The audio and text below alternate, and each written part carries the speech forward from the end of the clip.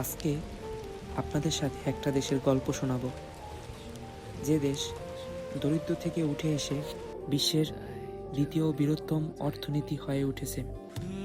অবশ্যই আপনারা বুঝতে পেরেছেন ভিডিও দেখে, এটা হচ্ছে চীন, চায়না। চীনের সংস্কৃতিতে পরিশ্রম খুব গভীরভাবে গেঁথে আছে।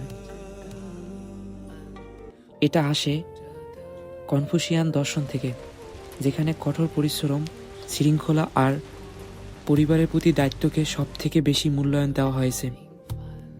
1978 সালে যখন অর্থনৈতিক সংস্কার শুরু হলো, তখন থেকেই চীনা মানুষ অক্লান্ত পরিশ্রমে দেশটাকে এই অবস্থায় নিয়ে এসেছে। এক সময় চায়নাতে 996 ওয়ার্ক কালচার খুব বিখ্যাত ছিল। সকাল 9টা থেকে রাত 9টা, সপ্তাহে 6 দিন। এই কঠোর পরিশ্রমই তাদের সাফল্যের অন্যতম চাবিকাঠি ছিল।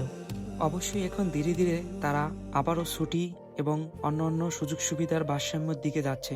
কিন্তু একটা জিনিস পরিষ্কার, চীন আমাদেরকে দেখিয়েছে যে সঠিক মনোভাব আর অবিরাম চেষ্টা থাকলে যে কোনো দেশেই অসম্ভবকে সম্ভব করতে পারে।